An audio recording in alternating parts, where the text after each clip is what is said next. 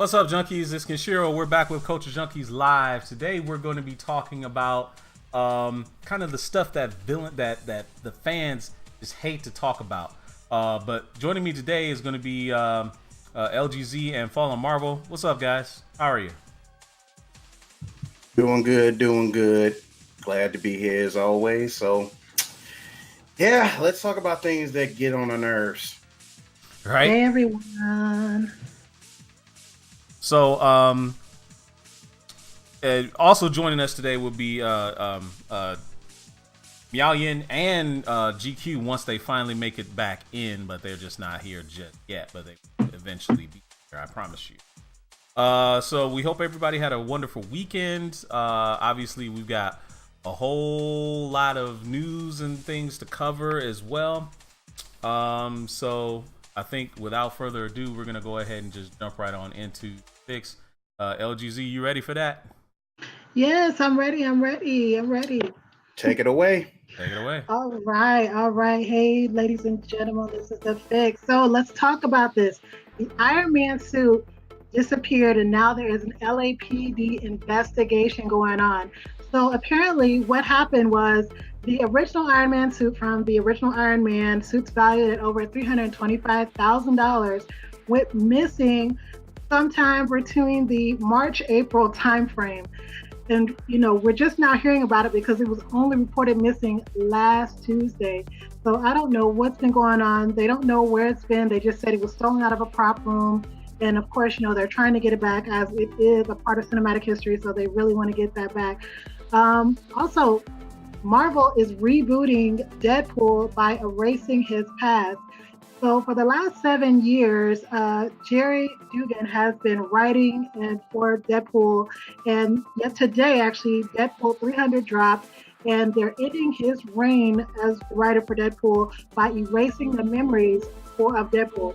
I'm not going to go into details. I mean, I know everything, but I'm not going to go into details about it. But just know that at the end, they're going to totally erase and give him a clean slate to end out the series right now. And then the new series with the new writers, Nick Klein and Scotty Young, will start coming out on June 6th. So you guys got to be looking out for that. Make sure you go get Deadpool 300. It's out on stands now. Also, if you guys missed it, the Luke Cage trailer dropped this week. Oh my God, it was so crazy. So of course, Luke Cage starts again on June 22nd. So this trailer was like totally crazy, so funny. It starts off, Luke Cage is like walking away from a fire and he's like making a commercial or something. It's like real crazy. And of course, then after that, they just show different footage, of throughout the trailer. Of course, Misty Knight, now she's got the bionic arm. Claire Temple, Mariah Dillard, Shade, all the popular characters are in.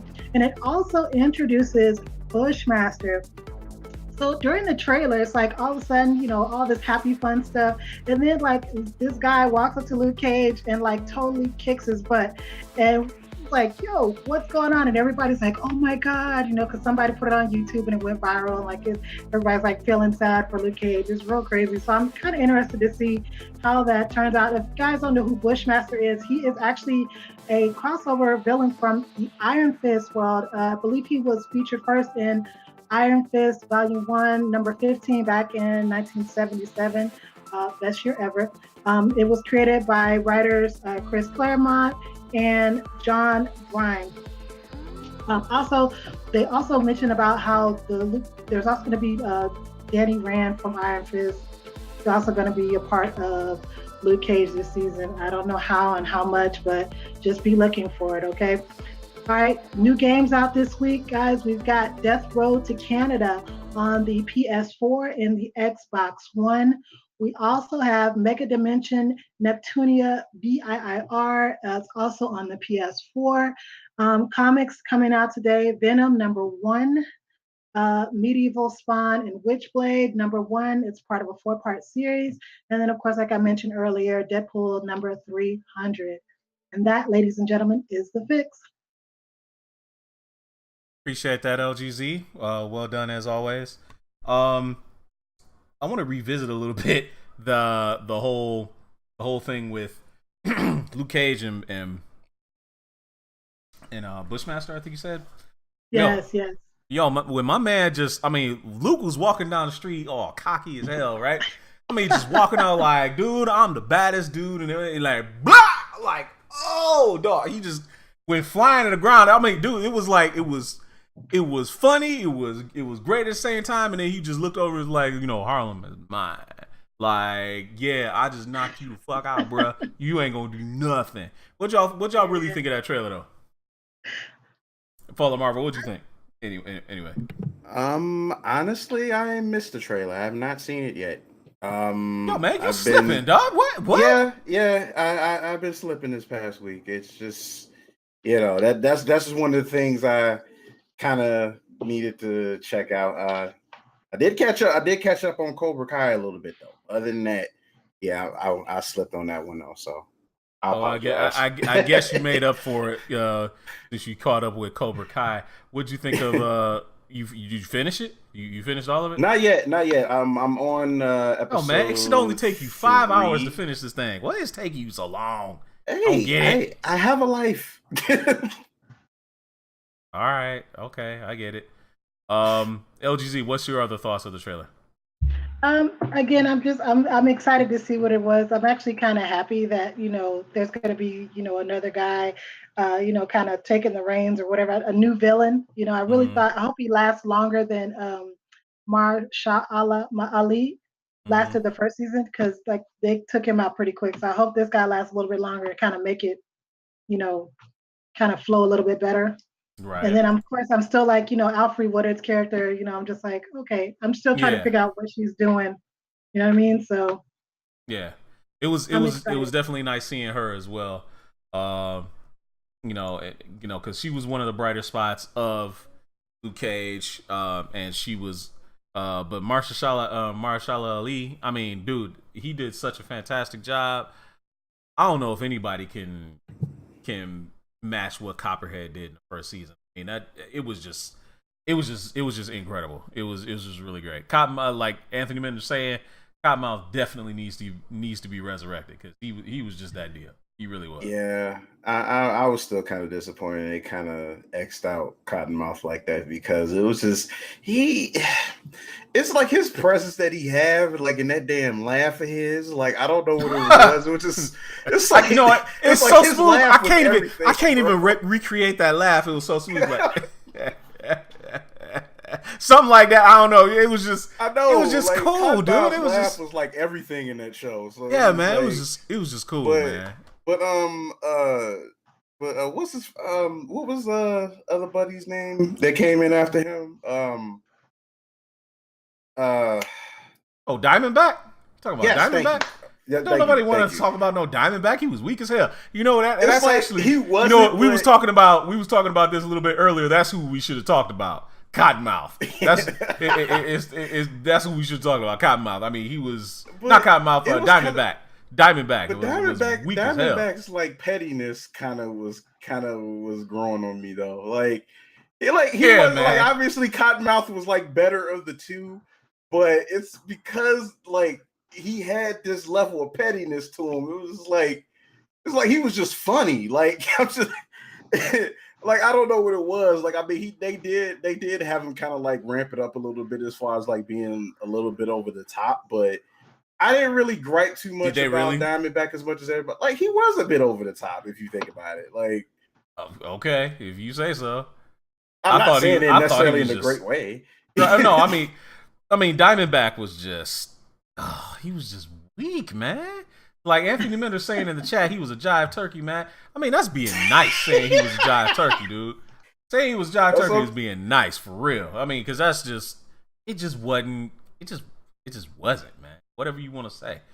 It just wasn't. Well, anyway, I hope the other members of the group end up joining us at some point. But last week, and this topic was actually spurred on by Miao Yen, and she's going to join us a little bit later. Unfortunately, she had to run out, and she'll join in the middle, hopefully.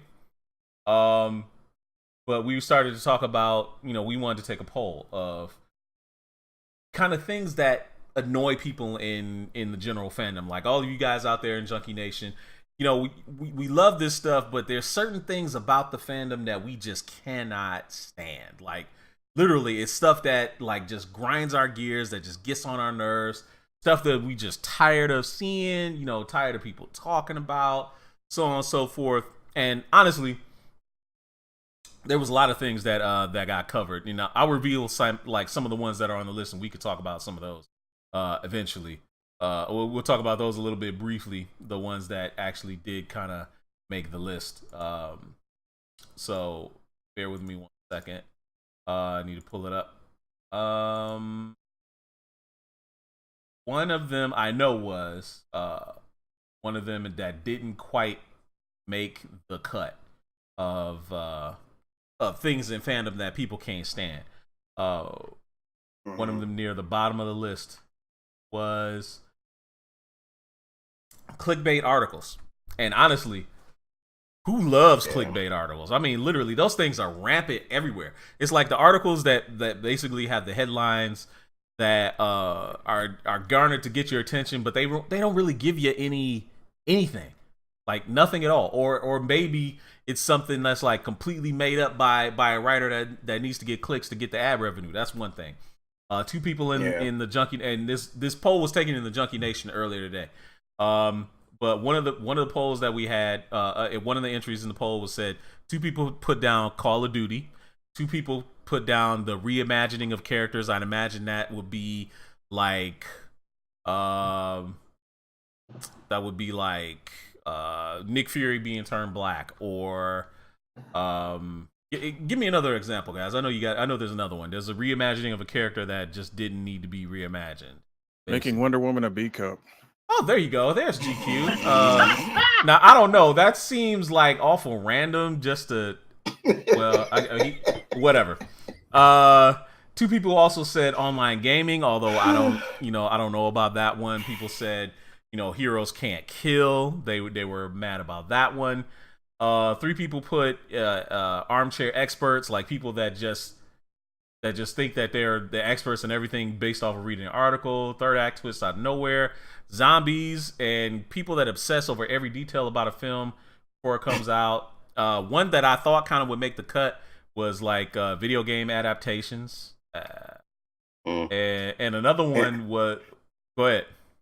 No, I was saying Anthony Mena in the chat just put comicbook.com in general. Yo, man, they are the worst, man. They are the worst, comicbook.com.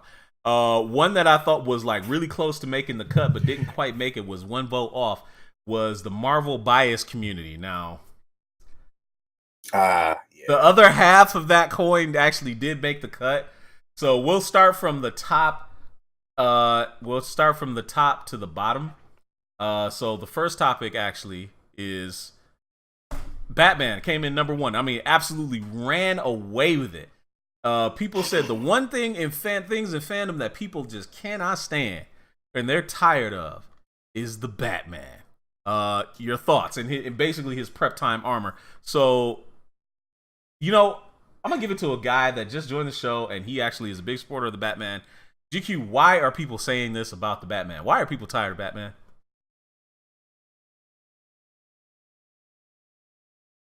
Hello, GQ. Oh, he put. I'm sorry. I was at a family barbecue. Wow. Anyway, no, they're mad. They're mad because Batman represents everything they're not. He's extremely intelligent, prepares, did his homework, does his thing. So that's how he always wins. So hating on prep time is just basically like, dang, that's that one dude that sat back and thought his way through this instead of just ran up against the wall over and over again like a certain caped hero with an S on his chest that represents hope. Yo, no shade at Superman. That's not what we're talking about here. No. Okay, so you're saying, why does Batman get the hatred? Because granted, Batman is he's a little bit overpowered. I'll definitely say that. I mean, overpowered? He ain't got no powers at all. What is that? No, that's what I'm saying. That's where the beauty of Batman comes in, though. It's like he has no powers, but he can on the regular take down powered people that are like well above his power level. But it's like, and you got to kind of respect that. But I think the problem is the fans go as if prep time solves everything, and it's just like, it is what it is. But and I again, it's not even so much it's not even done like that in the comics. It's not. It's really the animation. The animation is where they show that the most, because he sure as hell don't do that in any of the movies. Like none of them. They've never showed Batman the way the animated series has portrayed him. So I think a lot of that hatred is really just coming off of the animation, and then of course the fans take it to the next level and have a million different ways that Batman can take everybody down. So there's that. Fall of Marvel, your thoughts? Why do people hate Batman or tired of Batman? Well, it's just that, I mean, to simply put, I mean, he's gotten buff after buff after buff throughout his comic book tenure, and like especially within like the last 30 years. And it's just like one of those things where, again, because of those buffs, that's been gassing his fan base up so much to the point where, again, they'll put him in any matchup and it'll say like, oh, he'll win with prep time. And it'd be like somebody like Dr. Manhattan or something. I'm like, where are you getting this? Like, it is just, and I mean, the only example that I can give that kind of made me think of like really, dude, it was Crisis on Two Earths. I think it was the animation. Like how he supposedly beat Owlman because he doesn't blink when he flips. I was like, oh, the whole fight, like Bruce was basically getting like his ass beat the entire fight. Like everything that he tried to do to Owlman had an answer for. But he won because he doesn't blink when he flips. I'm like, wow, okay. And I think the only other example I can think of was Batman Assault on Arkham. And me and my buddies laugh about this. It was the part when he I forgot what the reason was, but he decided to call in Arkham, and somebody told him that one of the other guards like supposedly wasn't like didn't show up for work, and it's like he took that information with somebody not showing up to work to deduce that something was wrong. Hold on. No. That no, because he says he knows the guard schedule, so he recognized that was a loop tape. There's nothing wrong with that. That just means the man is well prepared and smart. I don't see that as an out. That to me, that's like, look, this dude knows all those villains that he put in Arkham, so he's gonna pretty much have quite a prepared knowledge of the schedule of who's who. Because it's like if you suddenly just switch in somebody, it's like, oh, somebody's trying to escape. Let me get over there and see, that's the stuff we talking about, though. But it could have easily been somebody who was just sick, though. That's what I'm saying. It doesn't matter, though. It doesn't matter. The man comes in prepared. That's what people. It's like, look, if you have no superpowers, but you're genius level intellect and a detective, what else can you do but like, be on top of all the details and make sure stuff, is going down the way it's supposed to go down. Trina Michelle in the chat was saying something about not liking how many times his story is told, which I can completely understand that. They do not need to read. That's one thing I do hate about Batman, or at least the way he's portrayed in the movies, is they rehash his origin story as if we don't all know this. Batman as soon as they changed an actor, it's like, oh, gotta retell that tell story. it again. People don't know what's going on. We gotta retell that origin story. Let's go. It's like, bro, if I see Batman's parents die one more time on the big screen, I'm like, it's bad enough that we had to see it in slow motion for 3 minutes straight. So, so it's just like, bro, like, dude, like, oh, we know Batman's origin. We don't need to see his parents die again. Like, come on, no. Like, if you're gonna this is my thing. I don't want to see it again unless they start doing the Flashpoint story. Like, that's the only time I want to see it again. And we don't even want to. Even then, I'm tired of it then. That's what's like. Even then, it's if they ever do Flashpoint, they have to show it because you have to show why it's different. Like, if you do Flashpoint, but don't at least show that Bruce gets killed and not his parents. Then it's the people can be sitting there like, really? It's gonna feel like an M. Night Shyamalan thing at the end of the film. They'll be like, what the hell? M. Night Shyamalan. Where did this come from? Y'all just like, no, you have to show that one, so it's already understood. Awesome, M. Night Shyamalan. That's like awesome. The inevitable twist. Nobody saw it coming. Right. Right. Nobody that didn't read the comic book. Right. Right. So, oh my goodness, Big Pip and Jay's watching the show. I know. I know. Isn't that awesome? He's watching. I can't believe it. That's fantastic. All right, so let's move to. Actually, you know what? We didn't get LGZ's thoughts on why people hate Batman. Do you have a different take, or you pretty much agree with what's already been said? Well, pretty much. But I wanted to what Nico said in the chat because you can't plan to get for an ass whooping on site, which is true, right? That's number one. And secondly, well, actually, this is my number one. In Batman, was that Batman? No, not flat in the movie where all of them were together, Superman, Batman, Wonder Woman, all of them. There was a part in there where he went to go meet the Flash, and the Flash got in his car, and he say, "What's your superpower?" And he says, "I'm rich." White privilege. Yeah, white privilege. Like, he's not wrong. In the movies. He's in Justice League. He's in Justice League. That's all you got.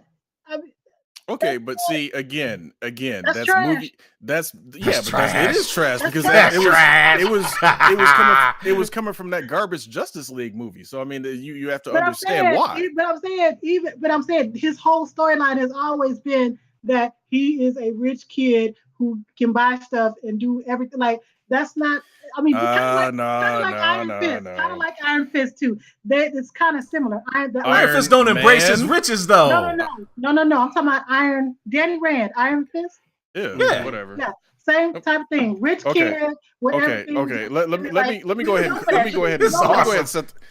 the record straight real quick. Him being rich, yes, that's a huge advantage. There's no doubt about that. But being rich isn't going to make you fortify your body into basically Olympic level, strength at all times. You're not going to go out and learn all the martial arts in the world just because you're rich. It means that Batman's main skill outside of his intellect is his will and determination. Danny Rand.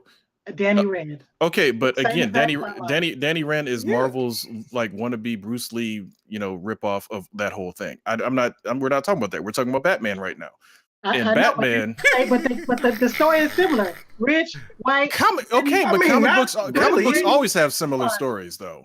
Comic books always have similarities between characters and various things like that. That's nothing new.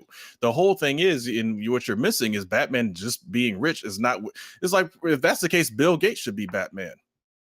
I don't think it's going to work. You ain't seen them in the same room together now, have you? Like, what would be the difference besides they sold the origin story of the parents getting killed again? It would just be Bill Gates. Like. Oh, really? So Bill Gates is now genius level, world-class martial artist, peak human strength. Okay. No, none of that. So all that comes from just being rich. Okay. So everybody that wins anybody in there, and it would be the same storyline. Like I don't. Please. So please. If you find Joe the barber who just won the Mega Millions or the Powerball, he ain't suddenly gonna be able to become Batman. It's not gonna happen. This is hilarious. Right. Because the thing is, because you got to remember, like because you brought up Danny Rand again. The thing is with Danny Rand is that he basically he grew up in a monastery. Okay, like he was a rich kid, but that's not the reason why he became Iron Fist. He grew up in a monastery and he earned it. Like none of that had anything to do with him being rich. Like, and Batman think he earned it too because he's rich and he can buy and train too. Like I guess my thing is this: I'm kind of tired of the whole rich white narrative. Like you know what I'm saying? Like I'm kind of tired. I'm over that. Like I'm over that shit. Ain't nothing wrong with that. And that's fair. Wrong with that at all. And that's fair. But I just think that why like we kind of peg Batman with that as far as being worse than the two is that it's because the thing is he comes off as a character, especially like at this point, like he comes off as a character that thinks he has all the answers. And it's like, it's to the point where even like his proteges just stop messing with him. It's like, like they get tired of his ass for real. Like Dick Grayson and like both of them got tired of his ass and went out on their own. Tired of his ass, man. It's like they still respect him as a father figure in their lives, but it's just like, dude, it's like, bro, I can't deal with you. Right? Can't deal with him at all, man. I don't blame him at all. So anyway, already, I mean, the chats are just on fire talking about why people hate Batman, and it is absolutely worthy. But let's move on to the next one. The next one is hold on a second. The next one is the remakes that nobody asked for. Like literally, we're talking about remakes of movies, properties, TV shows that literally nobody asked for and nobody really cares about. So number one of those, like we just heard news today that Sly Stallone is going to do yet another Rambo movie. I just saw the trailer today for that absolutely terrible looking Superfly remake. Oh God! We're talking about a Transformers Bumblebee spinoff movie. Like, okay, why do people like literally? What's the deal? Like, this should seem self-explanatory why people hate this stuff. LGZ, why don't you take it? You got the floor. I saw that. I haven't seen the Rambo trailer, but he's too old. Like, there's no trailer. They're just telling. He's just going to do one. Oh, okay, yeah. Well, he's too old. They need to pass that torch. That's a story where they need to pass the torch to like. No, don't pass the torch. Just don't do it. How about that? I mean, I don't know. Well, you might be right, but I just think he's too old to do that. You know, we got that, and then he's got Creed 2. Like, I'm over him already. Creed 2, I'm cool with because at least it's Michael B. Jordan. Everybody, that money that's gonna make bank, thanks to Killmonger. That's my opinion. Yeah, Rocky can go though. I mean, I'm saying even if Rocky wasn't in it, it would still make money. So he can go. Is what I'm saying. We don't really need him for that. That Superfly remake, that's gonna be trash. Like, right. Just tell y'all now that's gonna be trash. I seen that perm and I was like, nah, son, nah. And who's supposed to be in that? And then the other thing, okay. I don't know the dude's name, but I know there's like a few rappers that's in it, and I know the guy I don't know his name, but he's on that Blackish spinoff Grownish. But I don't remember his name though. He's like the guy that Zoe liked at the beginning or whatever. Wait, this is the worst part. They gonna have the whole soundtrack gonna be done by Future. Oh yeah, right there. That was a hard pass when I heard that. I was like, nah, I'm good. When I saw that, I mean, I had made the post like I had like posted on Facebook. It was like, okay, so we go from a positive movie like Black Panther to a remake of Superfly. Who asked for this? Apparently Sony thought it was a good idea. So I don't know. I mean, to me, that's about as useless as them doing a movie spinoff of Chips and a remake of Point Break. Like, it's just useless. Why? But again, they're trying to bank off nostalgia because, this was dope in the 80s and 90s or sometimes 70s. Like, let's see if we just throw shit at the wall, see what sticks, like. Yeah, but see, John Rambo was actually an entertaining film, though. He was. Like, I still ain't seen it. The 2008 movie is actually good. Yeah, I mean, it's that's what I'm saying. It's like the super violent. I remember that. Yeah, exactly, and that's what made it interesting. It was like you just sitting there, like, dude, how they gonna do another Rambo? And you see it, it's like, damn, right? Like, okay, I'm pretty glad they did another Rambo. This was actually pretty good.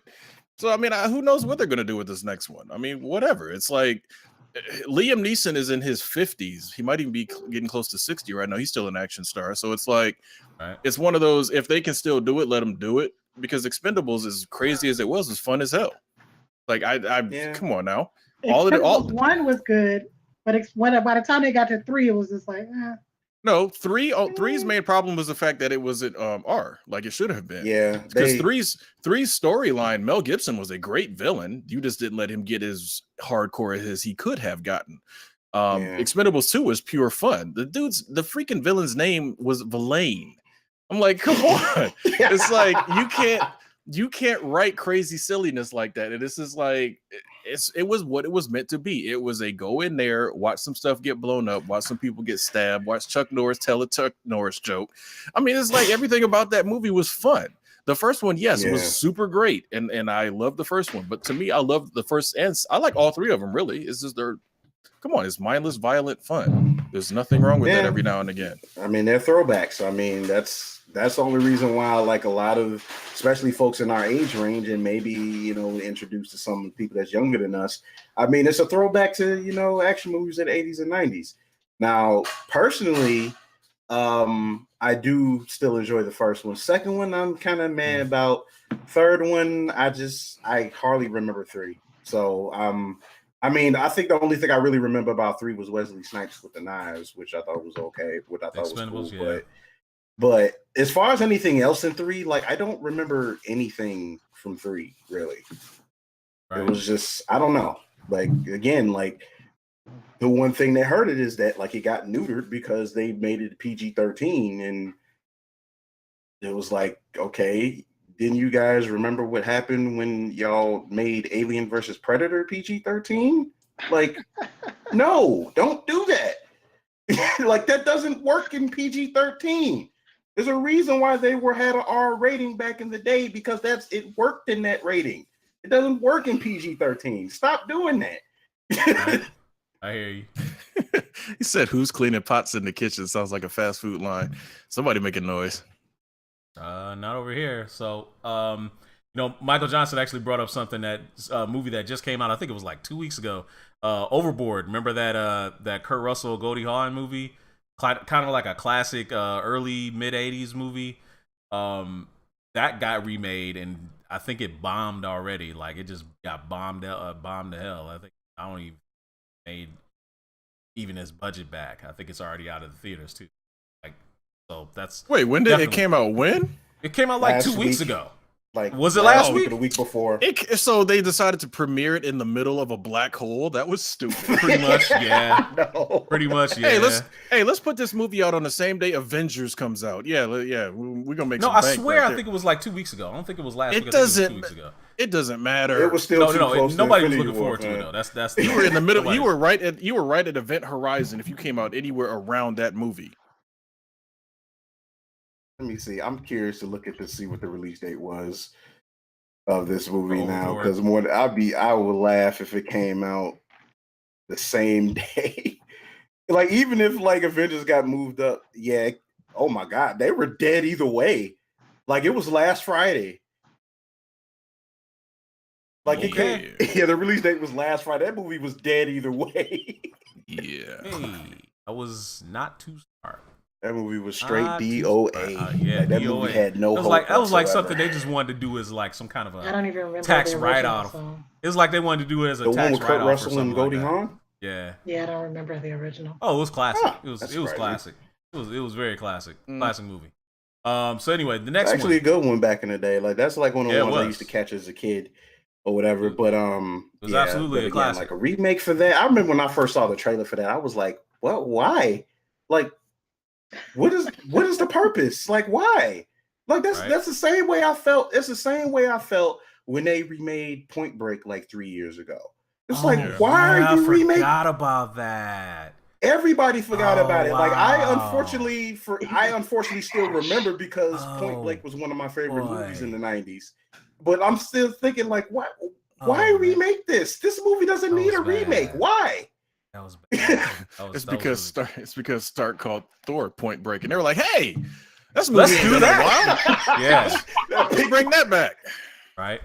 All right. So the next one is one that actually I don't know. I didn't agree with, because when you're talking about the truth, it is what it is. But one thing that fandom is tired of hearing of, and LGZ will champion this to death, is the harsh criticism of the DCEU. Why? Because the truth hurts? This is what I'm saying, man. Here we go. This is what I'm saying. LGZ, take the floor. Why is fandom here? Somebody say crapping on DC. Look who's just in time. Wow, she like materialized just like she's been summoned like Beetlejuice. She heard crapping on DCEU and showed right up. Right? Mialia enjoys the show even though she's blacked out. We can't see her right now. We want to see your face. But why is it that my ish straight? Yeah, get your stuff. Oh, okay. Well, you let us know.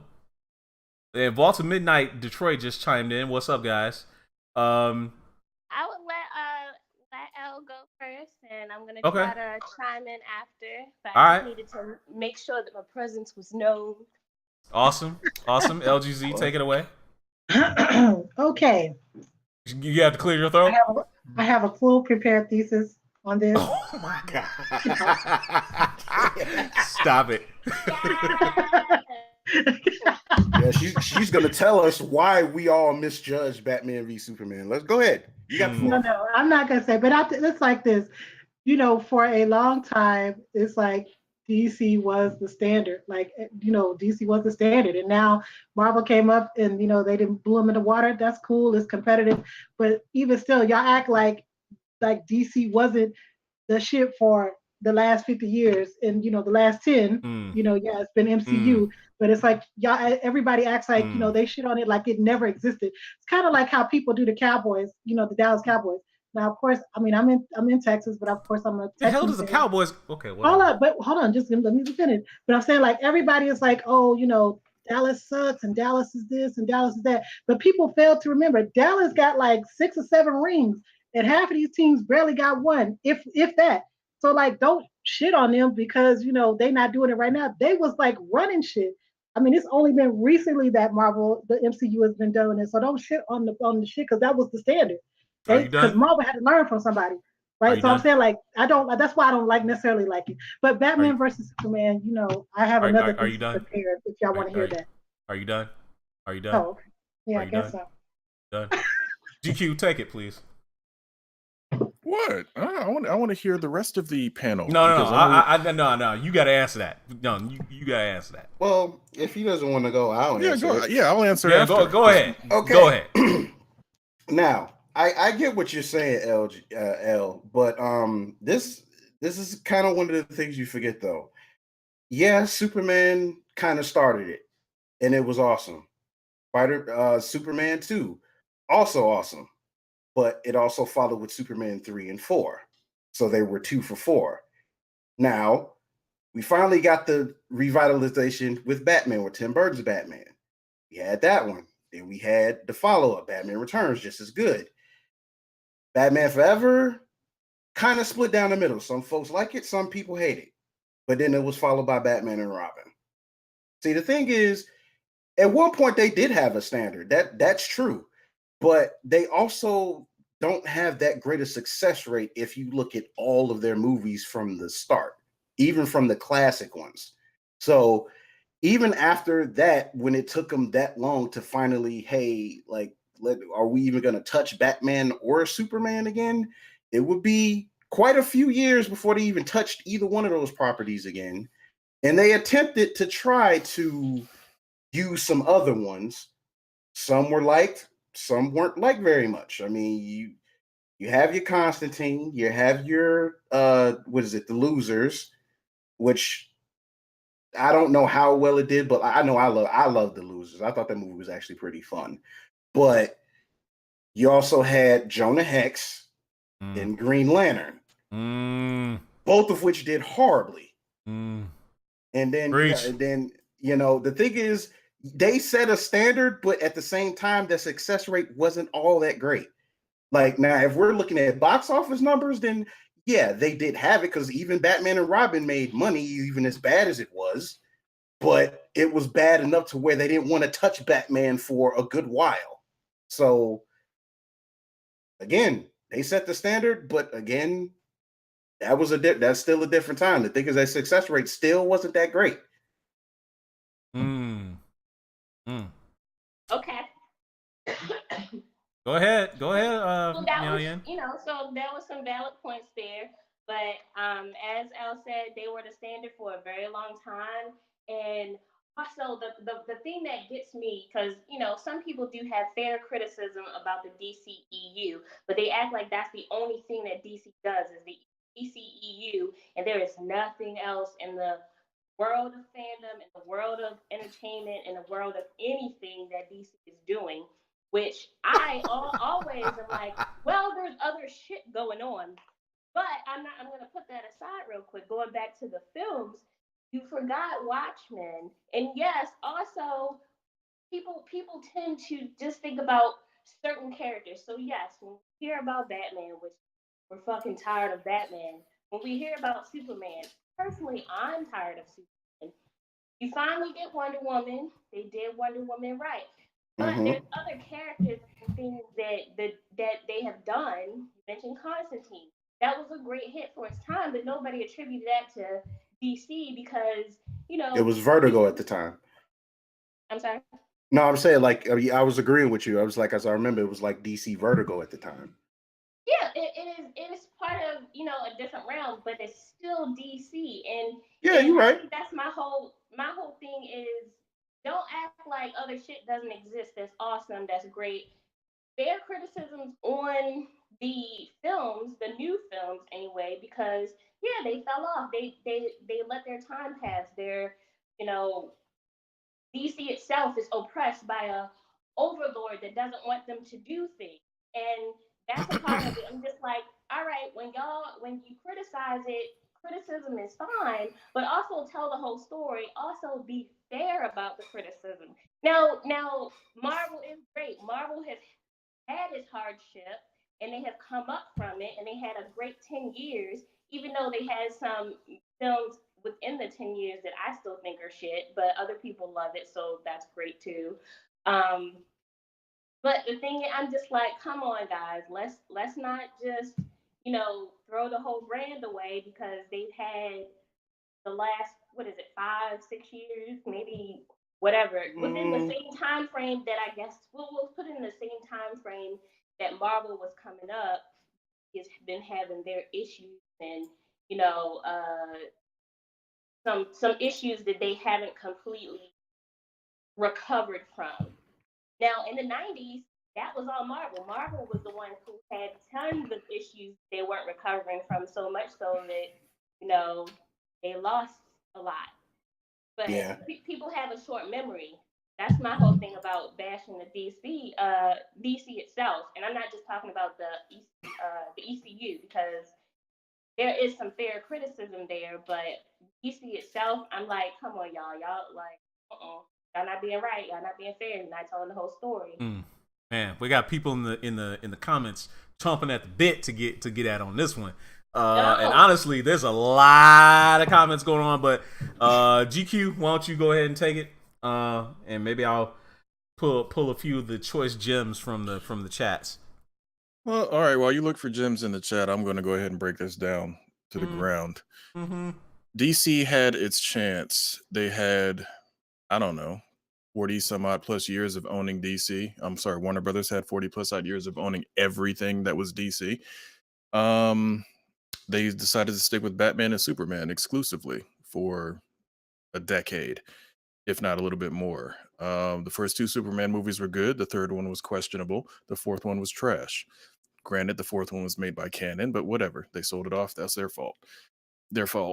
Batman, first two were good. Then you get into Batman Forever, it's iffy, and then the fourth one was trash. So DC has a problem telling stories with those characters because apparently they didn't want to dig deep enough into their lore or give them to good directors to keep those stories going.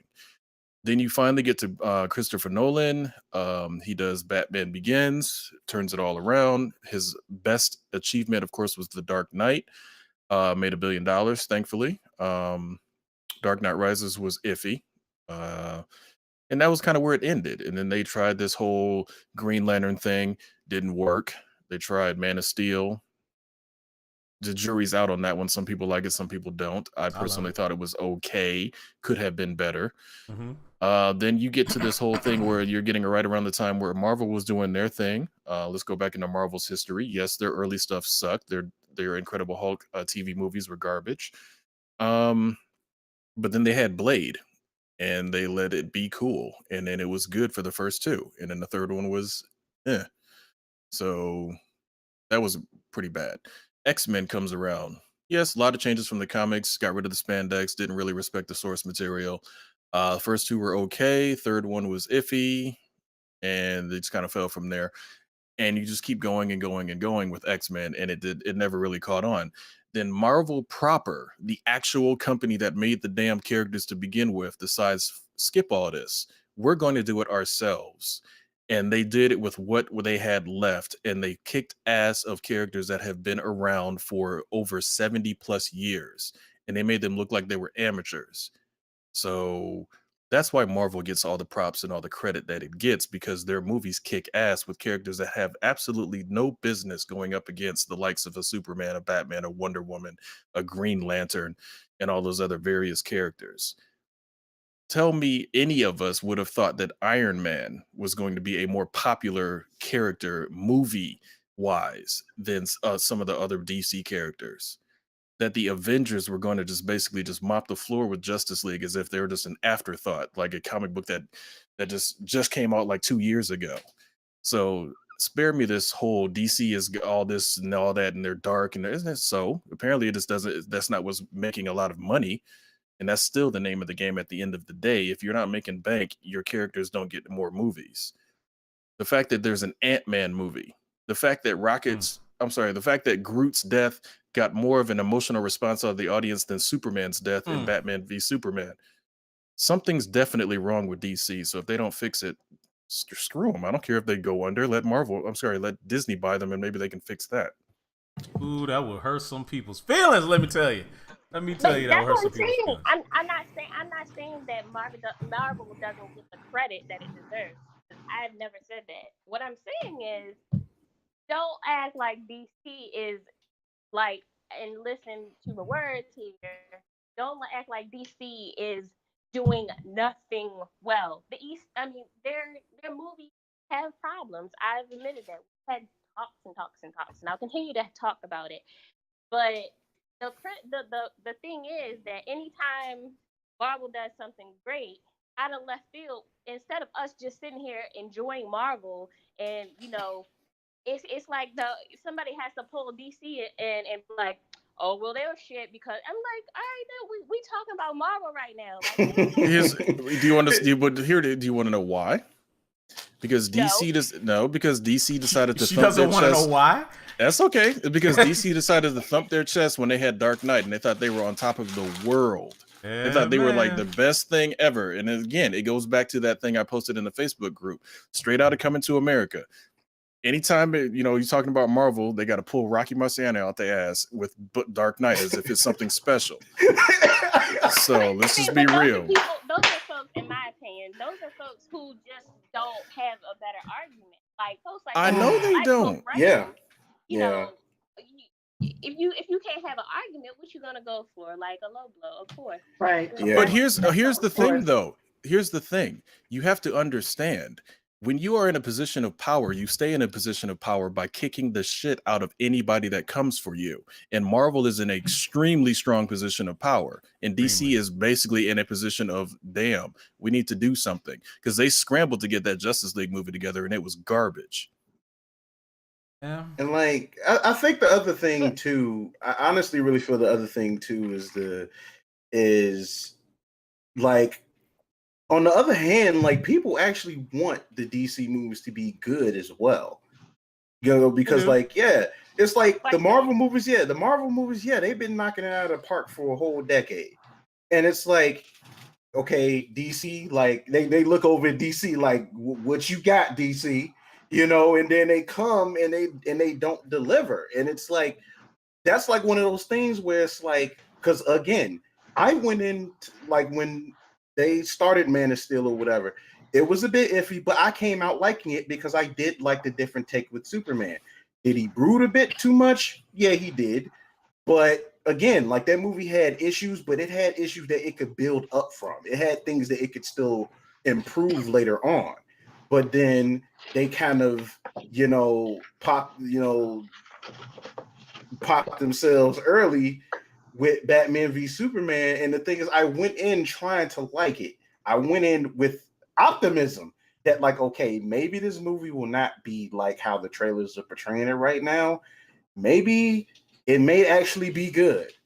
And it's like, that's one of those movies that it comes out and it's like, wow, like you guys really cut corners with this, and you really think that a lot of folks are not gonna notice, like, because that's the thing, when you're specifically trying to do something like that desperately and it's noticeable, it's like they will definitely like run that into the ground. But again, it's because that we know that we have all these properties. The thing is comic book fans. It's people that really love the comic book. They love the characters. They love the history.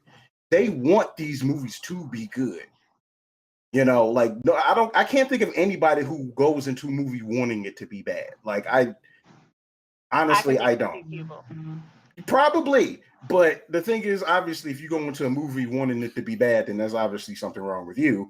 But it's just, again, like both companies have had their dark spots. Started off with Marvel, but it ended in success. With DC, it kind of started in success and kind of ended in limbo a little bit. Because I mean, it's kind of like it's like right now for them, it's like for every Dark Knight, you have a Supergirl. Like I don't know. Like, well, here's real quick. Here's what it is. DC started off real strong because they were the first. They were the first to the game, basically motion pictures with Superman. They did Superman. Richard Donner did his damnedest to make you believe that Christopher Reeve could actually fly, and he did an outstanding job with it.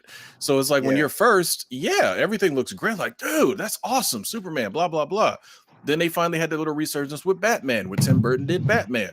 Damn, you did a freaking awesome Batman movie, not that 1960s, camp stuff. Actually, real Dark Knight style Batman. Very cool. Sweet.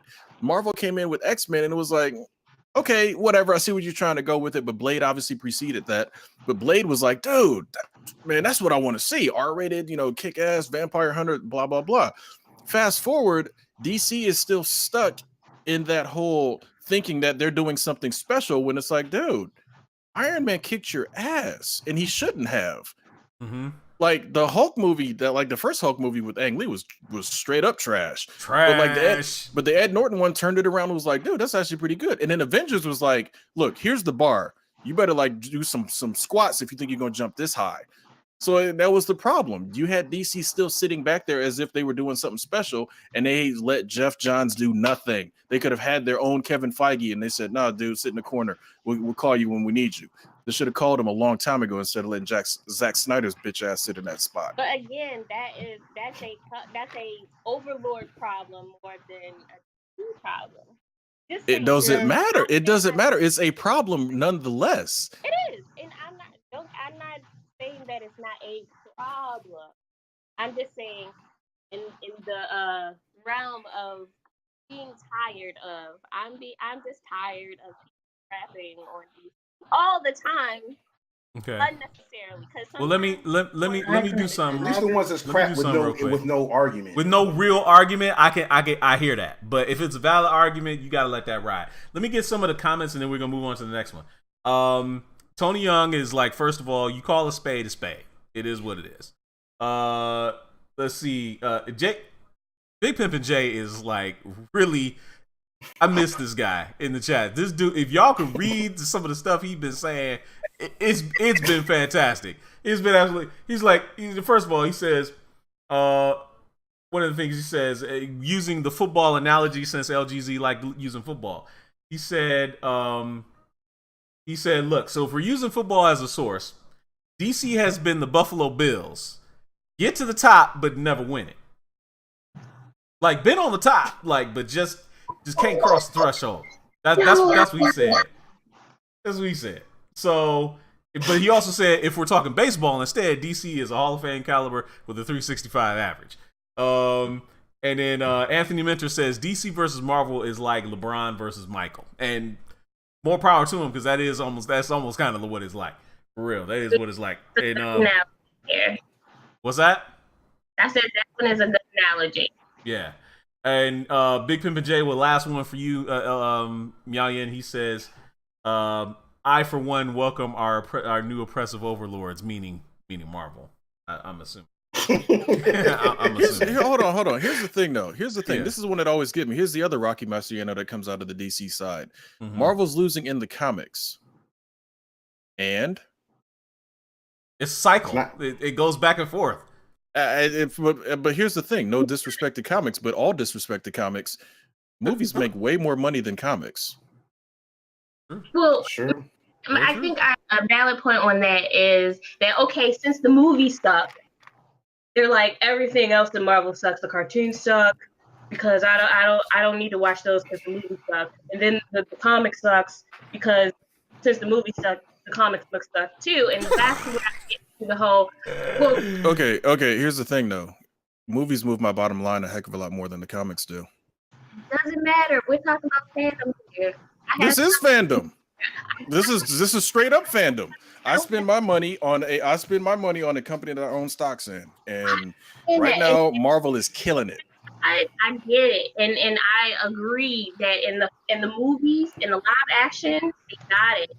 But if you're talking about other stuff, because I still read comic books, I still get the graphic novels, I still watch cartoons sometimes. They're not getting in those in that other area. And that's I'm just like it's we can admit and we can call it a state. Hey, this in this area is knocking out the park. Other places they're still trying to get back together. That's all I'm saying. And that's why I get tired of it. I can't speak for others, but that's why I get tired of it because I'm just like I got. But just because the film sucks doesn't mean everything. So should this segment have been titled "The Harsh Criticism of DC" and not the DCEU? That's what it seems like. I don't know. I don't know. Well, might have to put a feather in this one to come back with this one. Yeah, this sounds like. I mean, honestly, you guys should see the chats. The chats are very entertaining right now. They really are. Oh, it said DC. It didn't say the DCEU. So when I hear DC, I don't necessarily automatically go to the EU, and that's what a lot of people do. That's them. I don't do that. Look, when I hear Marvel, here's the reason why, and I made the graphic. The reason I went to the EU, and I'll tell you why, is because right now in comics, DC is killing it. Like DC is killing everybody. But I won't say everybody, that's hyperbole. But in the war between Marvel and DC, DC's killing them. Like, straight up killing them. Yeah. Like, it ain't even close. DC is like heads and shoulders above them. Like, animation, traditionally, DC has always been better. Always. That's starting to falter. And that is starting with Batman Ninja. Like, we had our review last week. Batman Ninja is kind of showing some cracks in your armor. So I don't know. We'll have to see. But you like you said, like GQ said. So I'm not. Obviously. Those words. So you know how I don't. Yeah, I know. Obviously, we're gonna have to stick a feather in this one. There's a lot to talk about. We'll have to come back to this one as in a future one. So let's move on to the next one. The next one, villains with weak motivations. Now I wasn't necessarily certain exactly how to structure this topic, this one here, but let me ask what some of the others might think about villains with weak. Who do we consider a villain with a weak motivation? Like somebody like LGZ. Actually, I'm gonna turn it over to you because I ain't heard from you in a while. And you explain yourself, calling you to the carpet. I don't care. She said Thanos was a villain with a weak motivation. Explain yourself, please. The baddest man in the movies right now had weak motivations. Please explain. I'm just saying, so it depends on how you look at it. In the comics, he was trying to oppress a bitch. In the movie, he just wanted to, get rid of the people because that was what he wanted to make everything paradise. That shit is weak as fuck. I mean, I don't know what you want me to say. Like, I mean, I don't understand why that is like a weird thing. I mean, I know y'all are all way more comics and all that more than I am because I do what I do. But I'm just saying, like going from the comics and then I'm looking at the movie, I'm like, okay, simp dudes do shit for bitches, right? Like saying like in the real world, like that's what we all think. So I'm just like, I don't understand that. For me, that's not for him to say, oh, I'm just gonna wipe it out so y'all can eat. Okay, great. Because again, if you I saw this meme earlier this week and it said, if you got the Infinity Gauntlet, we got finite resource. Why don't you make more resources? And it was like all the little things on the head. And I'm just like, yeah, I guess it could have went that way too, but I mean, it didn't. And instead, just kill people. Like that's weak to me. As a man who shares Thanos's ideology and vision, I disagree. Okay. Here's why. First off, here's the first thing that's going to happen if you double all those resources or help with all those resources.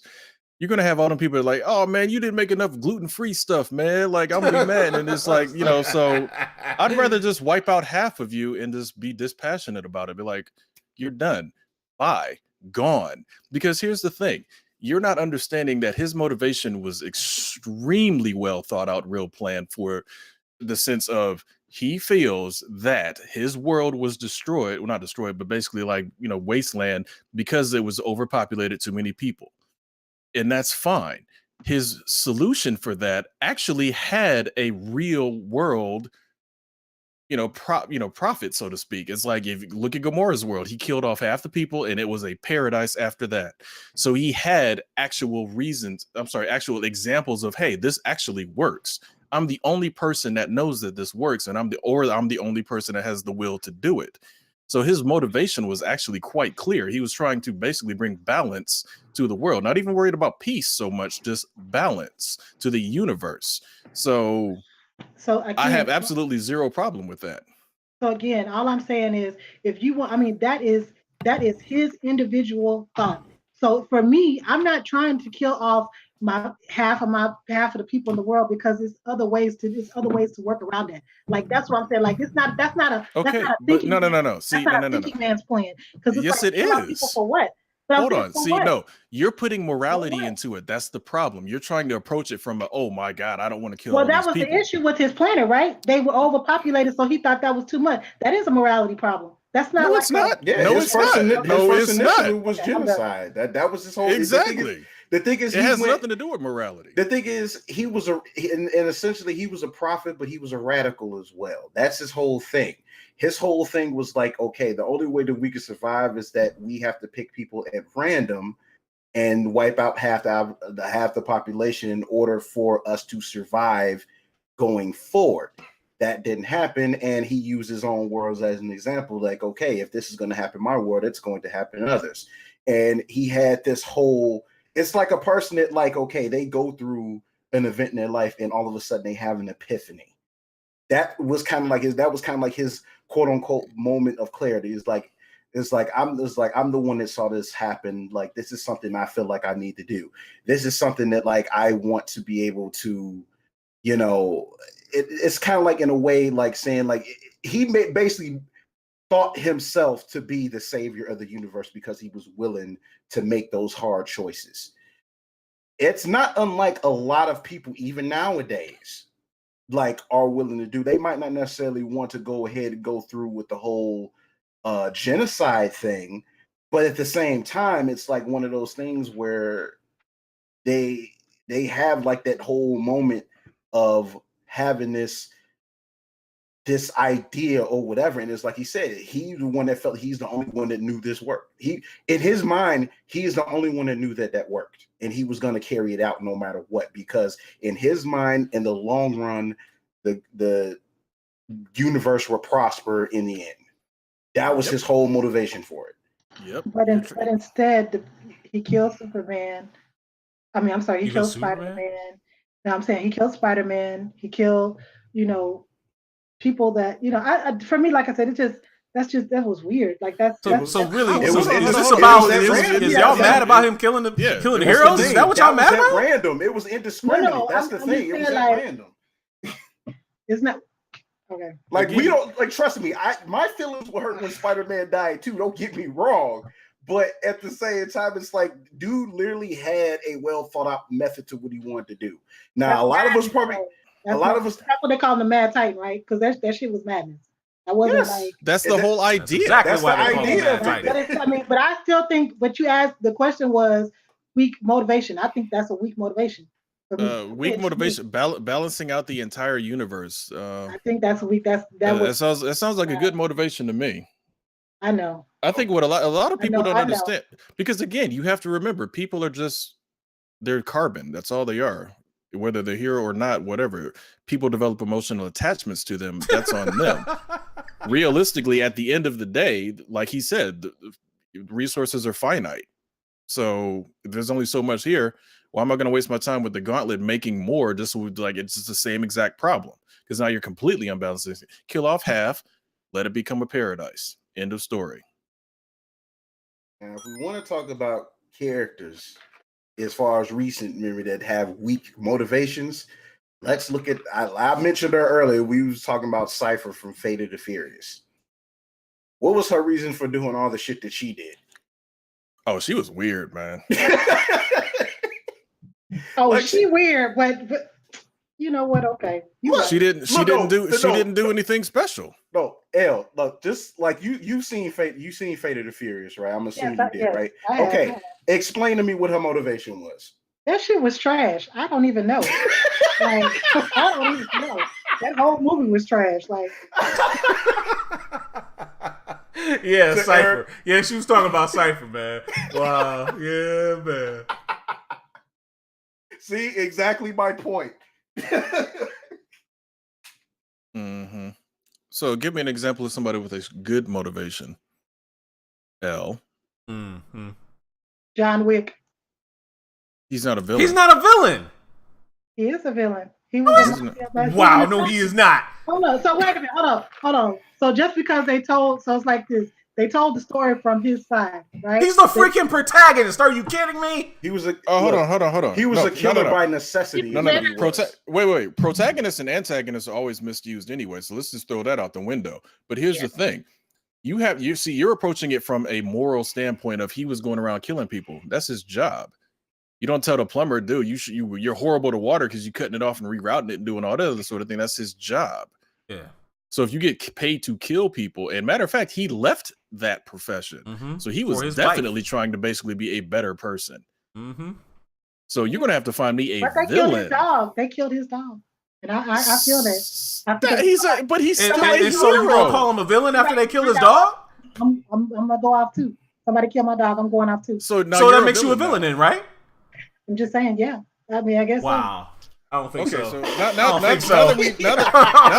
that we got to the root of the problem, you don't understand what a villain actually is. That's why you thought Thanos' thing was. No, I do understand. I'm trying to think who would be like, what villain would be, a strong. I mean, because I can't, like I said, for me, I don't like. For me, I guess maybe I should say it like this. For me, none of that stuff. When I see villains in movies, it never makes sense to me because I'm just like.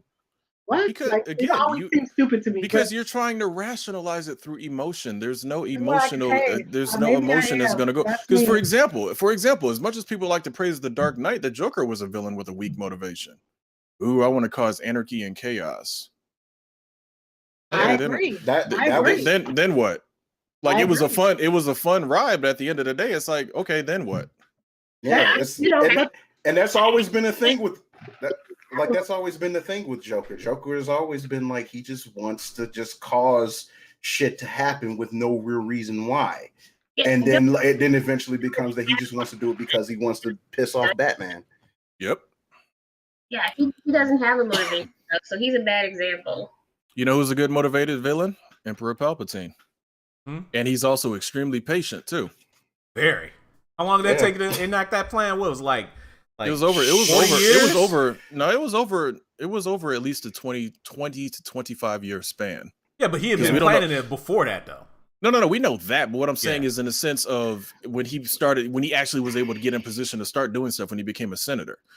When he became a senator is when he was really able to start getting his, the wheels turning. Yeah. Because he was still an apprentice when he was actually a senator. They've dove into that in the Darth Plagueis book.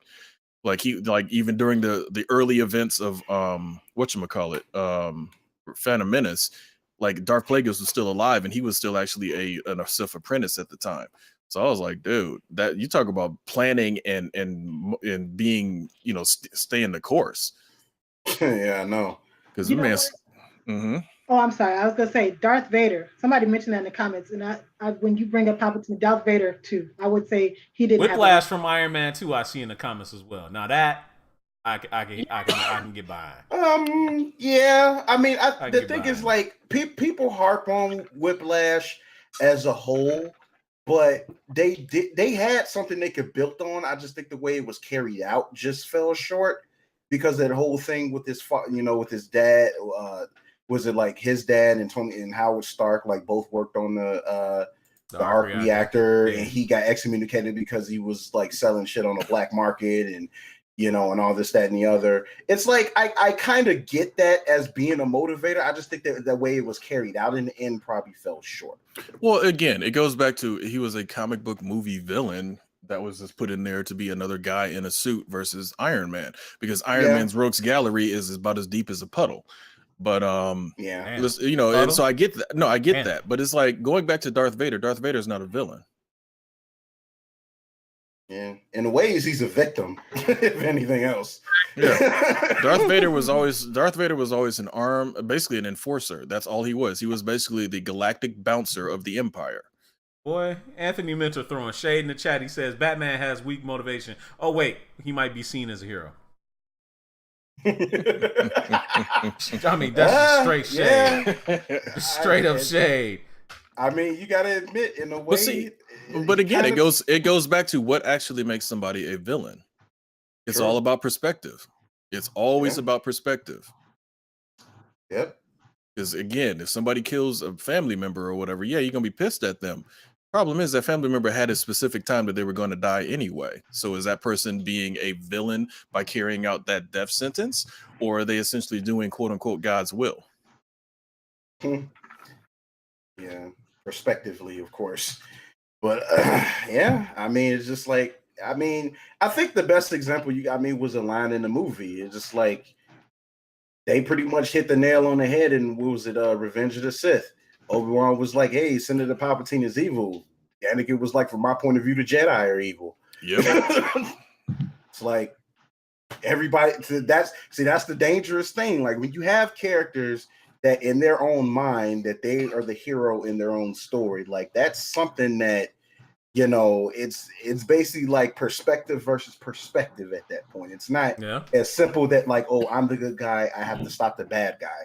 We haven't had that type of storyline in a while. So when we do see it, either it comes off as corny or we just kind of look at it, it was like, yeah, it's kind of a throwback to like the old days when bad guys were just bad guys with no.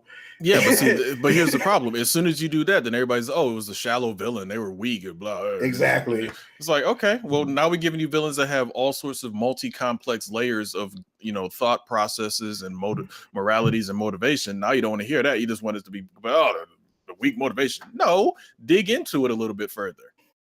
Guarantee you there's something there. So besides Palpatine, who else would you say was a villain with a strong motive? Baron Zemo. Absolutely. Yeah. Absolutely.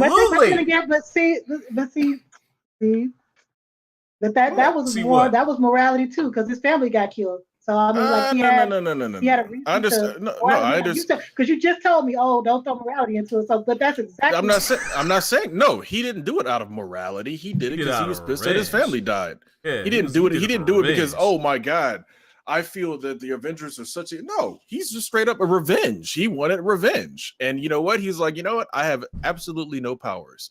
How am I, a regular guy, going to fight these crazily, ridiculously powered people? Oh, I'm going to pull a Batman. I'm going to actually use my brain and do some research and figure out, because Black Widow just so happened to put out millions upon millions of secrets from Hydra and S.H.I.E.L.D., and I'm going to figure out exactly how to get this done. Prep time. Yeah. I mean, it's definitely, I mean, it's man. It's not like Lex Luthor, who had like daddy issues throughout the whole thing, and just for whatever reason, just out of convenience, he just knew everything. Like he knew everything, he planned everything out, he knew exactly how it was going to go down. Yep. And like at the end of the day, like it just went to shit. Oh man, stop! I gotta address something real quick. Because Milos Francis is getting on my damn nerves. Even though I invited him to watch the show, he's getting on my damn nerves. He says Zemo was weak, and then Simon Says gonna go ahead and back him up and says Zemo was weak. Zemo wasn't weak. Are you kidding me? Based on what though? Are they trying to based on what? Probably based off their physical nature. No. Are they trying to talk about the comic book version versus the movie? Because that's what a lot of people make the mistake of. It's like, look, the comic books are the comic books. The MCU is the MCU. Absolutely. So that's where the first error is. The second error is you're sitting here looking on the surface of, oh, he was whining about his family. Okay, fine. I get that. Unless you're dispassionate. Yeah, unless you're dispassionate and don't care, then you're going to have that reaction. Mm-hmm. And at the end of the day, he did what Loki couldn't do. He took down the Avengers. He broke up the team. Yeah, he did. So I don't care what anybody says. I don't want to hear that he was weak. It's like, okay, find me somebody outside of Thanos that did that. I mean, Thanos did it physically, Right. and Zemo did it mentally. Like he literally broke them dudes apart. Yep. Oh yeah. Also, Thanos Anthony Minter put in there that Superman is evil. Fight me. Oh yeah. Oh no. I already told him to square up. I already told him to square up. But here's the thing: he's partially right. Man, whatever. I don't want to hear that nonsense. Yes, he is. Think about it. Think about it.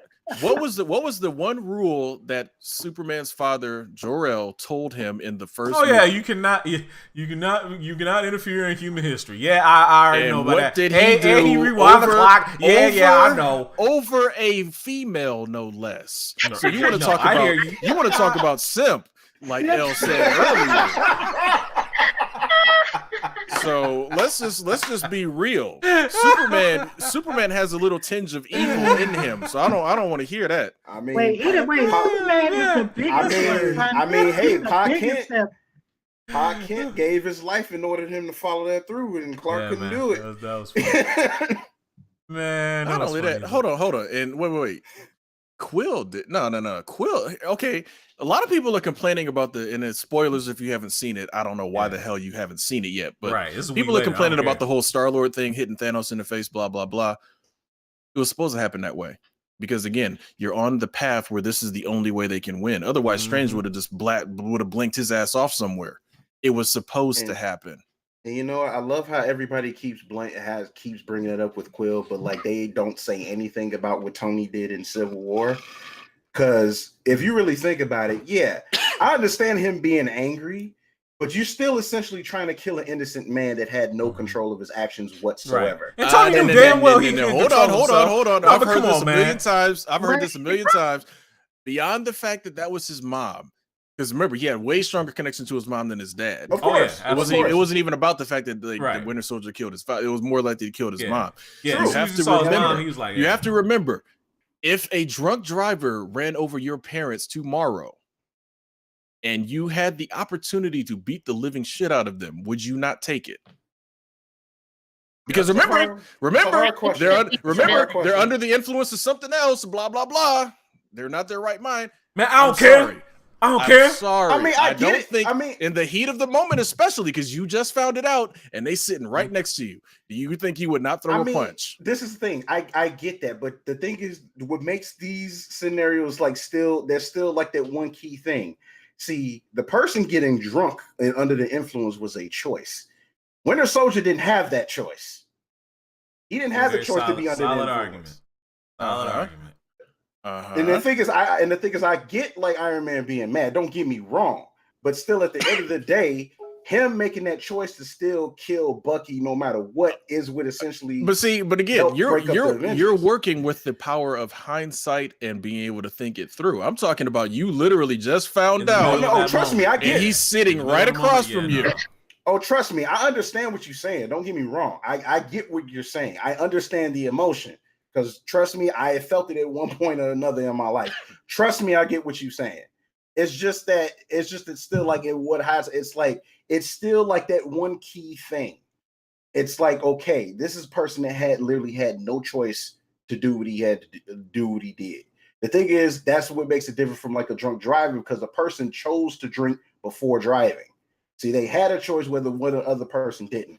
Thing is, when a person doesn't have a choice, sometimes emotion does take over for a person, and they make rational decisions. But if a person like is at least deep enough within them, something like thinking like this person didn't have any control of him, so he was forced into this. Yeah, but you have to understand, Cap told him all of that, and what was his reply? I don't care. Killed my mom. Yep. So I mean that's what he said. I very, very strongly believe that anybody put in that situation, especially if they have a real strong connection to either one of their parents, and this is the person that killed your parents in cold blood, mind controlled or not, you're going to react. He went off, and now 100% behind him. All right. Miao-Yen, you've been awful quiet. You've been awful quiet, Miao-Yen. Yeah, she's been back there enjoying the fun. I'm just watching, observing, laughing. But you're supposed to be part of the show. Mm-hmm. I am. So, okay, on that point the guy's talking about right now, in my opinion, I don't care what anybody says. Captain America was wrong. because he knew no matter Wow. circumstance or anything like that. The fact is that You should have even told him. though Bucky's deal, he knows, he knows that information about Thomas and decided to Bucky. He was wrong on that in that sense. That was the only thing. Yeah, Cap was wrong on that part. He was on. Yeah, a lot of people can agree that any friend would have told their boy, hey man, I know who killed your friend, your parents. It was my boy Bucky. But he wasn't in control of himself.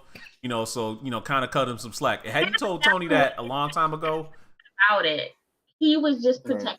He was being selfish. Yeah, he was being selfish. Yeah, no, he was wrong. He was wrong, but I mean, he was wrong for that. The thing is, in a lot of ways, both of them. See, this is the thing. This is what makes Civil War interesting in general, is because like a lot of things could have gotten straightened out if they were willing to sit and talk with each other. Because both of them are so headstrong with what they believe in.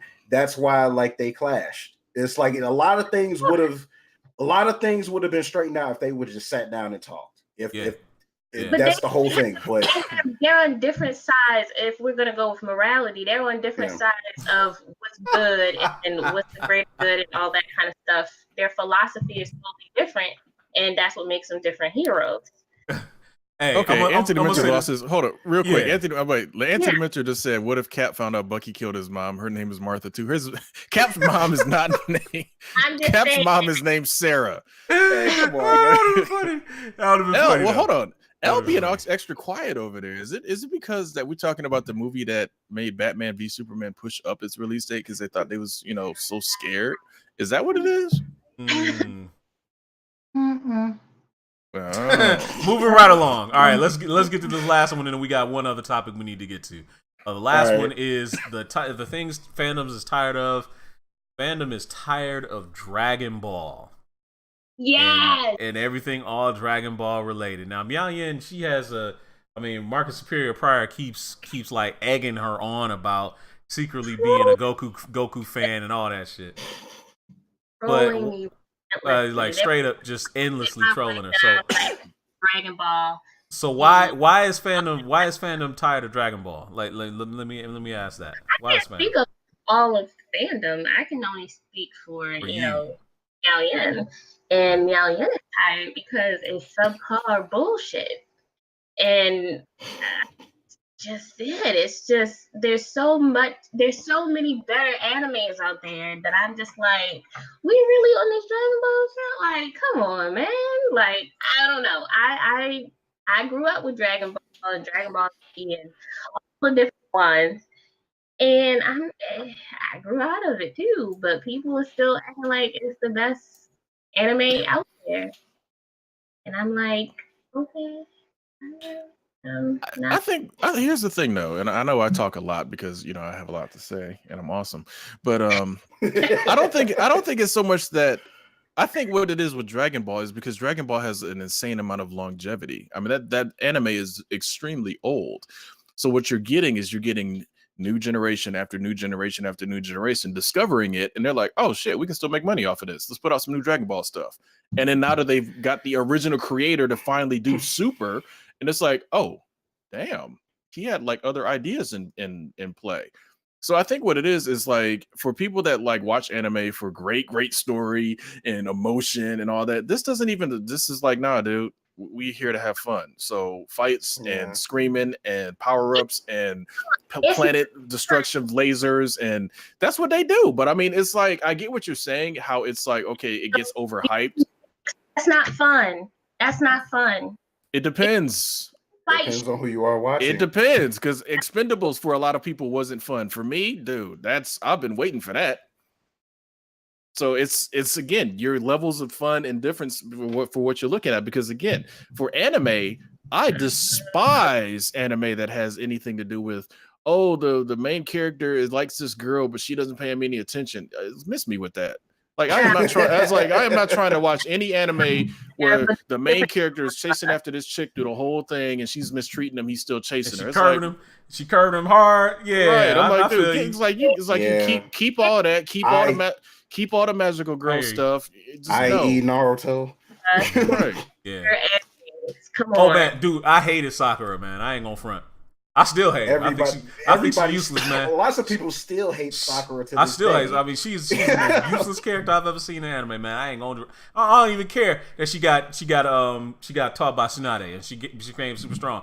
Bitch is still useless. Still useless. I can't stand it. Anyway, I think I might go watch Infinity War after we're done. Wow. Okay. Yeah. All right. That we bought 6 times. 6 times. Mm-hmm. Yeah, that'll be number 6. If it gets past 9, then it's tied to First Avengers and Transformers, the original Transformers movie. All right, because those are the only two that I've ever seen more. So check it out. Here's one reason why I think some people are tired of Dragon Ball, and it has to do with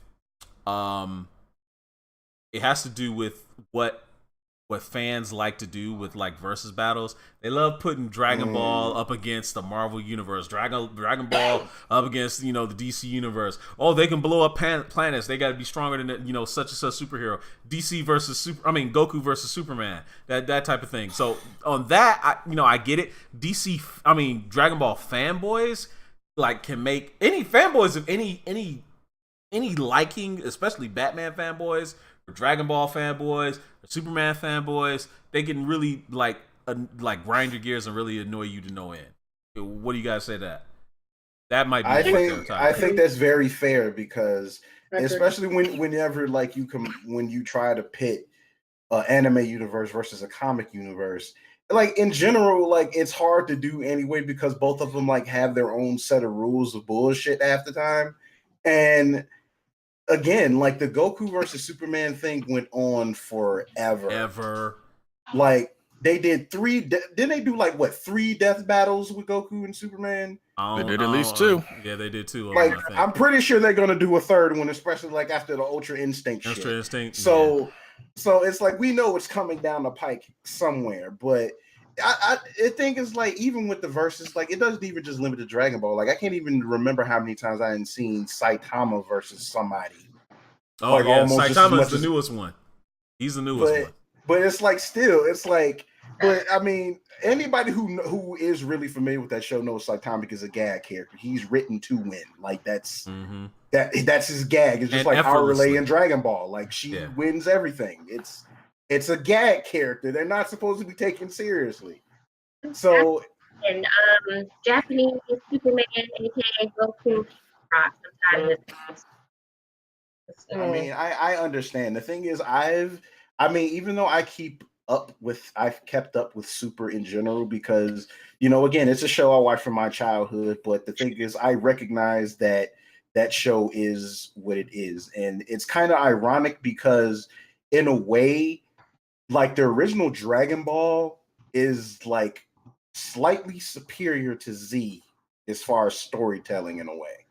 Because they were more grounded. It wasn't about them powering up for 5 minutes and the transformations and all that. It was actually a contained story. They still did extraordinary stuff, but it was more contained. Whereas opposed to Z, that's when they brought in aliens, then the transformations, then the freezes, and then the 5-minute episode. Supposedly they wound up turning into 2 weeks. Planet Namek going to explode in 5 minutes. That shit's 20 episodes. The biggest lie ever told in anime. Yo, man, they did that. Yo, for real, they did that with the tournament of power. With the tournament of power. Yeah, they did that again. It's dude, that's one of the things too. That's a show that gets extraordinarily drawn out, and Z's been guilty of it, and they're guilty of it again in Super. And it's not to say that they're not entertaining, but it's after actually watching the series in its complete entirety, every incarnation of it, it's crazy to say, but honestly, Dragon Ball, as quality wise, was actually still superior. Yeah, I can see that. I want to say what's up to Timothy Lee in the chat. Real cool guy that met a couple weeks back, actually. Nice. Real straight up expert on toys. So I mean, that's definitely anytime we do a toy episode, we might want to try to get him on. Yeah, but but as far as as far as Dragon Ball goes, I mean, Dragon Ball was one of those animes where it's I was heavily into it because when Kenshiro and I were basically watching it was almost impossible to get over here. You had to wait for conventions to come around, get fan dubs and all that other sort of thing.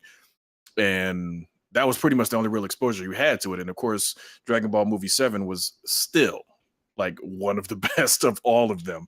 So I like it for certain things, but yeah, I can understand how people could be tired of it though, without a doubt. Over 30 years it's been around, and I understand. Yeah, but so has Gundam. No, it has its longevity. I'm just tired of it. I'm tired of hearing people gush over it. Well, again, you have to remember, for some people, that's their gateway drug. First. Yeah, that's their gateway. For a lot of people, that is not lost on me. I'm tired of it. So what would you suggest instead of Dragon Ball, then? Sailor Moon. Oh.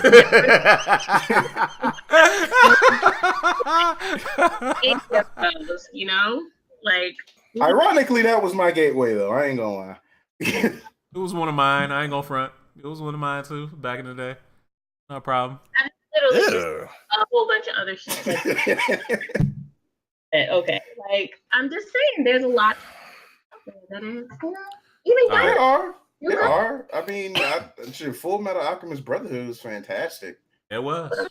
I mean, here's my thing. If I want to introduce people to anime, I introduce them to Ninja Scroll, Ninja Scroll, the original Fist of the North Star film, Dragon Ball Z Movie 7, Wicked City, and that's about it. And then it just kind of goes from there.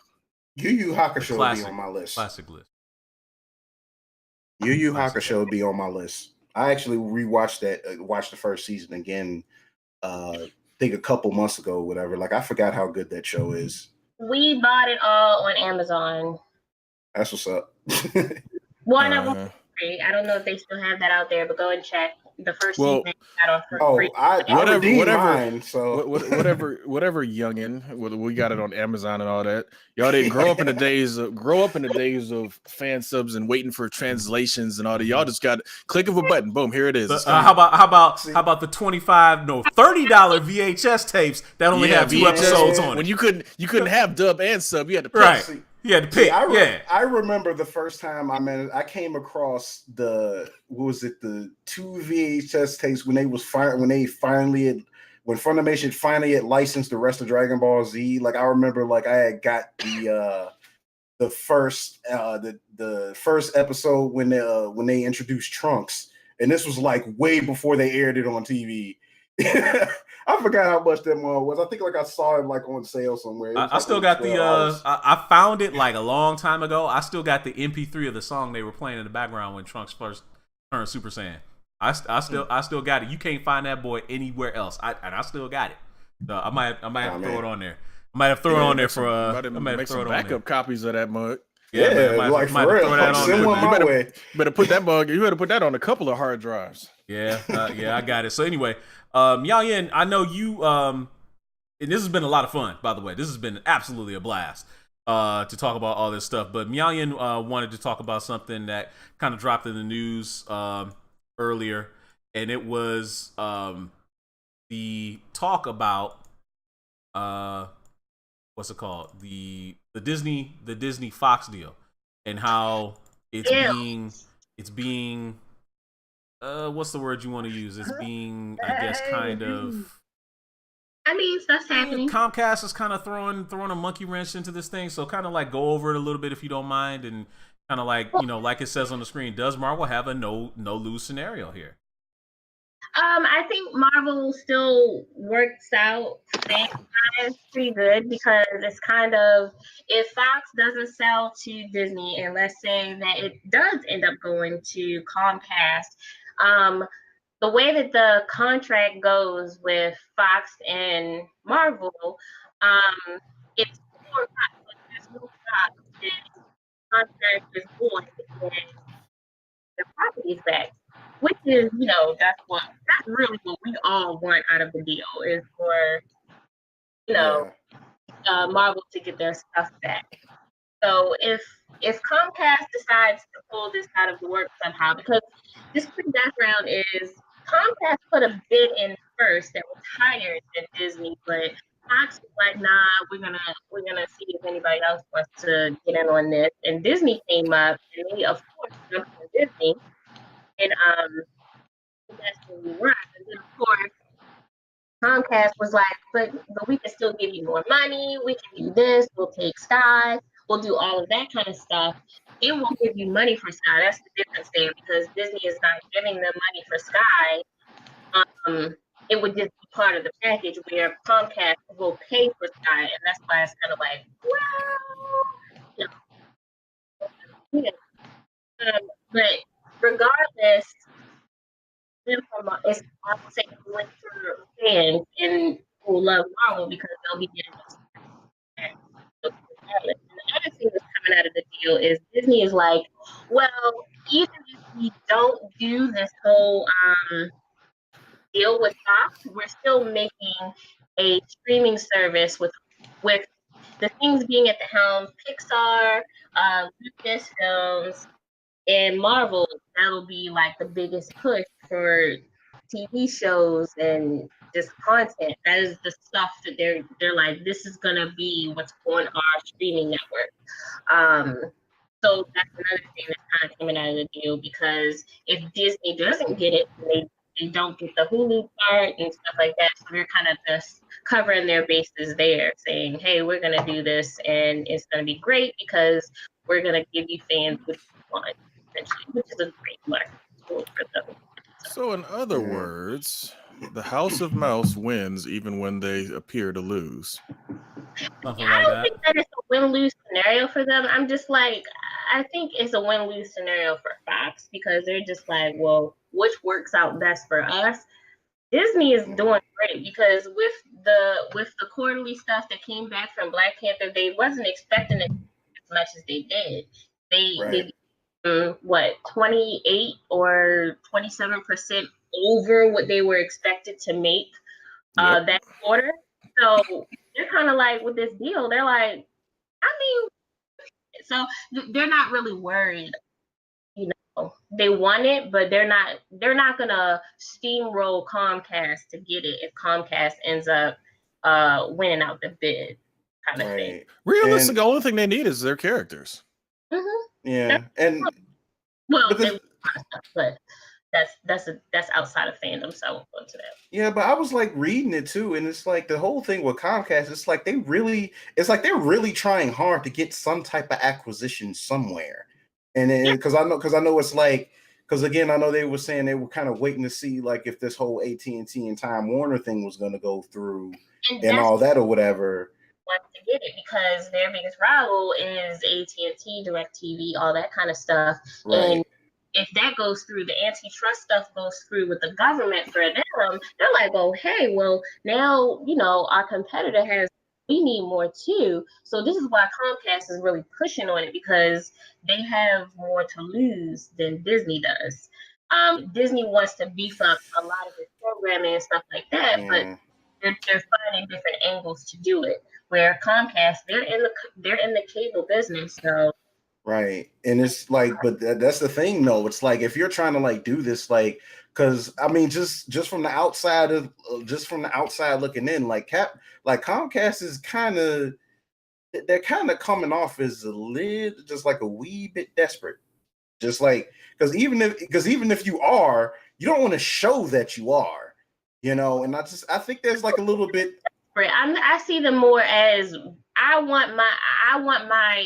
I don't think my competitor does. Like, I look at it this way, like just how when Disney was going through buying stuff and saying, I'm going to make my brand more robust, that's what they're trying to do. I don't see it as desperate because I'm pretty sure they'll find another way. And everybody knows that Fox is going to be in trouble very soon. So that's why they're just like, what you going to do? So they're trying to be a vulture. But hold on, here's the other issue. Comcast doesn't deserve it because until they get their customer service right, why shouldn't we give them anything? I don't have Comcast. I have AT&T. So. Yeah, I feel sorry for you. That might be why we're getting every other word. I mean, I know I'm evil, but I've always been. Right. No, but straight up, no. In all honesty, again, The only thing that I've ever wanted out of the Fox deal when it comes to the Disney thing is the Marvel characters. Because let's be real. At the end of the day, you got, what else would you get out of that? Die Hard and Aliens and some other just franchises that it's like, yeah, whatever. Yeah. Right. It's like, man, whatever. Who cares? Right. They've had their remakes. They've had their fun. Getting those the X-Men, Fantastic Four, Deadpool, and all that back. That's all that matters. That's new stuff for generations to come. You ain't gonna do another Die Hard that's gonna make any sense. You ain't gonna do another real good Aliens movie because Prometheus already shit the bed with that one. You're not gonna be able to do anything else with some of those other, old school Fox franchises because all you're gonna do is remakes that suck. So getting the Marvel characters is honestly the only thing I even care about out of the entire Fox deal. That's what most of us care about. They lock that up. They can have Comcast can have whatever scraps are left. Bye. Right. Have at it. I don't care about nothing else. Trying to be more robust. Man, you ain't Disney. Hush.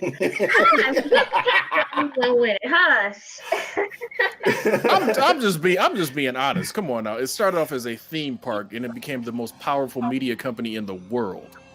Or at least one of. Yeah. One of what? 4? Yeah. They tried their own stuff and make it better. Like, the Big Six made a big mistake all those years ago saying that everybody. I'm having a hard time hearing you with that AT&T connection. I apologize.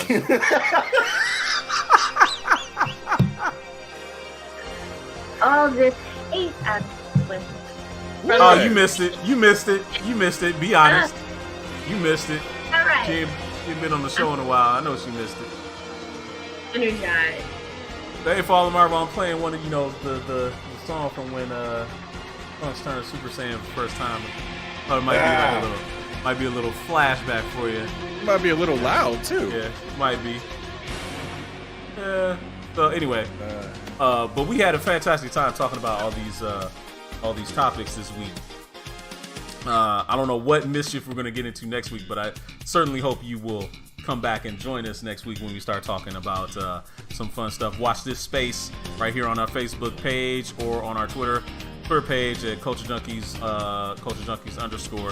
_. We'll probably make some announcement at some point about what we're going to talk about.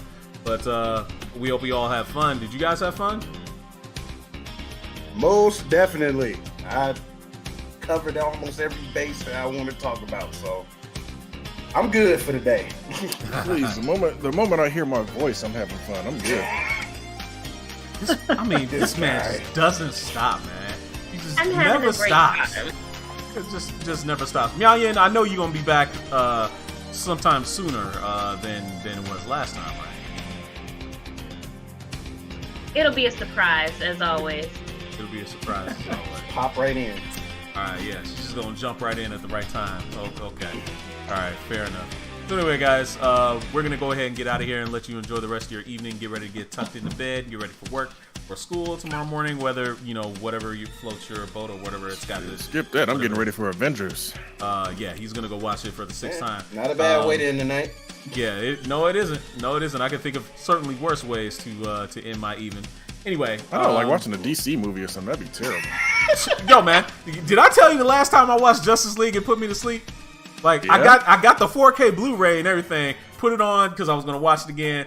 I was snoozing before they even got to the Gotham Causeway scene. That's sad. Given your first reaction to it. I know, right? I know. Because you gave me like so much hope with that first reaction, bro. It's a shame that the tune is different now because you see more of it. It's like wow. Yeah, it was something else. It was something else. I have to admit. So anyway, guys, for Fallen Marvel, for LGZ, for Miao-Yin, and for the Great GQ, I am Kenshiro. We'll see you guys next week. Make sure you come back next Wednesday, 9 p.m. Eastern Standard Time and 8 p.m. Central. Till then, you all have a blessed night. Peace out. Good night, family. Later. Bye.